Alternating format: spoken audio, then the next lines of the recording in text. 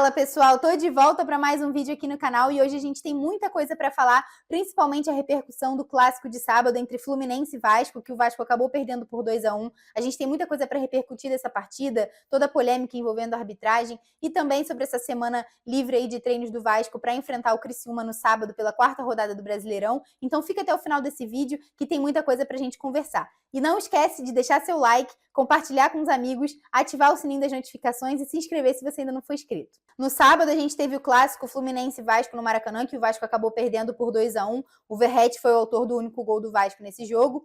Ele acabou fazendo outro, mas foi anulado e teve pênalti não marcado, muita coisa envolvendo essa partida. Eu vou deixar aqui agora um trecho da reportagem de hoje do SBT Rio, mostrando um pouco dos lances para vocês e falando sobre esse jogo. O primeiro clássico do Brasileirão no Rio, com um dos times precisando ainda mais de uma vitória. O Fluminense já entrou em campo tentando quebrar uma marca negativa de 13 clássicos sem vencer um rival carioca. O Vasco já é uma das principais pedras no sapato do tricolor. E para superar o Vasco, o técnico Fernando Diniz resolveu concentrar o time antes da partida. Eu achei que a gente precisava, por conta... Tem jogadores ainda que estão demorando mais tempo para recuperar, porque tem jogadores que não conseguiu fazer pré-temporada. E a decisão do treinador tricolor funcionou. Sob os olhares do técnico da seleção brasileira, Dorival Júnior, que decidiu ir ao Maracanã, o jogo começou bem movimentado com a primeira oportunidade para o Vasco. E depois foi a vez do Flu fazer diferente dos outros jogos. Marcelo lança certinho para Ganso abrir o placar e fazer o primeiro gol dele no ano. O duelo esquenta e com polêmica. Verratti aparece na área para chutar e a bola bate no braço de Manuel. O lance é muito questionado pelos vascaínos que pedem pênalti, mas o árbitro manda seguir. Um lance rápido, mas a bola bateu no meu braço, mas o braço estava colado, não foi pênalti. E também foi um jogo de muitas faltas e de cartão. Ganso e Matheus Carvalho já tomando amarelo. Clima quente na partida com mais domínio do tricolor, que ameaça com Marcelo. O Vasco tenta colocar pressão no final da primeira etapa, com Lucas Piton levando perigo e com Verratti de cabeça. Mudanças no time de São Januário, que começa o segundo tempo quase fazendo gol. Mas aí, quem chega de novo é o Flu. E a bola fica com Martinelli para fazer o segundo do tricolor.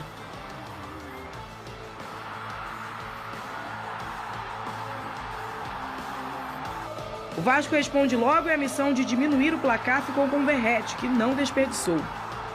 O gol animou os vascaínos que tinham esperança de empatar e quase chega de novo com o Verratti.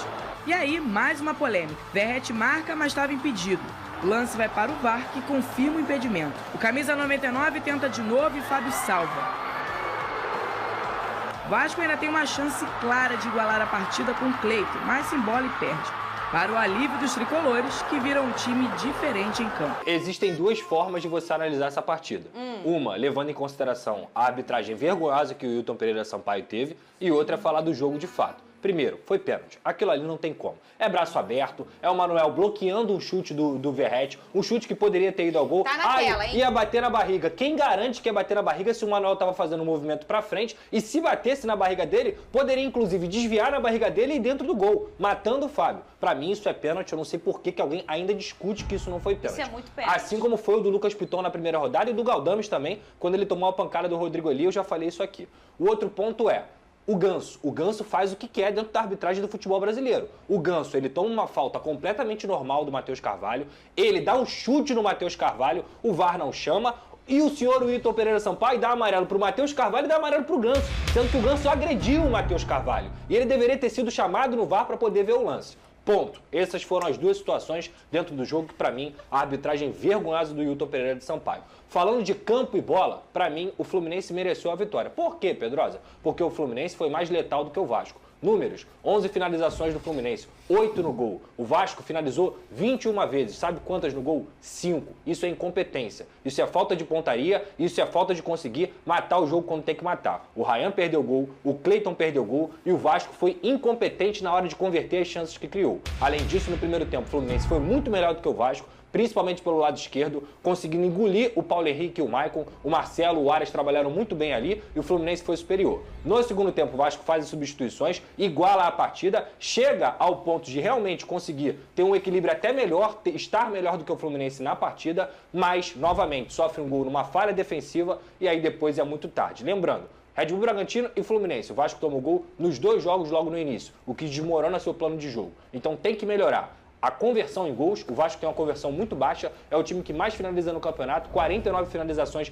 e apenas 8% delas foi convertida em gol. E além disso, essa questão defensiva. Não dá pra ficar tomando gol no início do jogo, porque você vai estar sempre correndo atrás do resultado. Não, eu só quero deixar claro aqui que não tem terra arrasada não, tá? O Vasco teve 3 resultados de 2-1 dentro desse Campeonato Brasileiro. São 2 derrotas teoricamente fora de casa. E é um time que produz sim, só precisa converter melhor suas chances. Há um trabalho que está sendo feito, há uma deficiência muito grande também nessa conversão de chances, mas tem que lembrar que o Vasco está sem seu principal jogador, que é o Payet. Então, até o momento, você liga alguns sinais de alertas, principalmente essa questão de tomar gol no início da partida, mas o Vasco produz. Falta caprichar no terço final, há um trabalho sendo feito, tá tudo tranquilo por enquanto. Agora eu vou deixar aqui um recado do Pedrosa com a Simples Reserva para vocês. Dá uma olhada.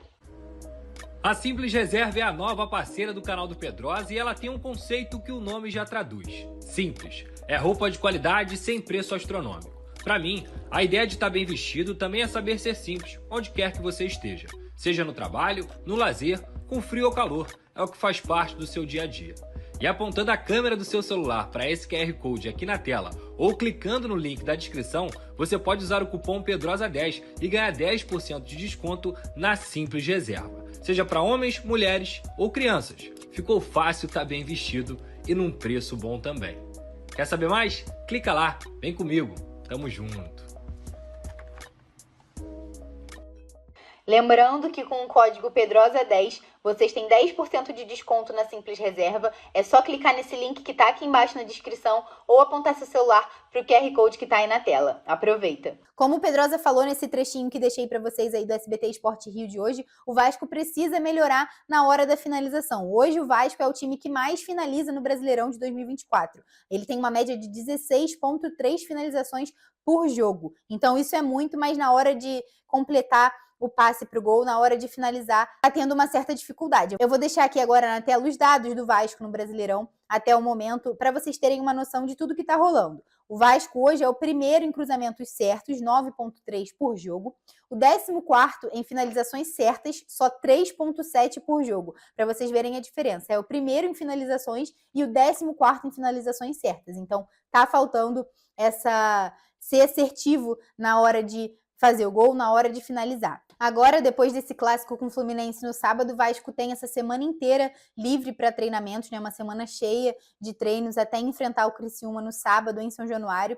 E para esse jogo, a expectativa é que o Payet seja realmente relacionado. Tinha uma pequena chance dele ter sido relacionado para o clássico, mas a comissão técnica só quer realmente que ele volte quando estiver 100%. Então, a tendência... Ele já está fazendo, né, esse trabalho de transição e tal, com bola lá no CT, então a tendência é que nessa semana ele participe mais dos treinos com o restante do elenco e seja relacionado para essa partida contra o Criciúma em São Januário no sábado. Então é isso, pessoal, por hoje é só, eu vou ficando por aqui e durante a semana a gente vai trazer muito mais conteúdo para vocês e como de costume, antes da partida entre Vasco e Criciúma, a gente traz o nosso pré-jogo aqui com todos os detalhes, o Carlos que está sempre aqui com vocês trazendo o pré-jogo, com todos os detalhes do Vasco e do adversário, como as equipes vão chegar para essa partida, então fica ligado no canal, ative as notificações para ficar por dentro de tudo que está rolando lá no Gigante da Colina.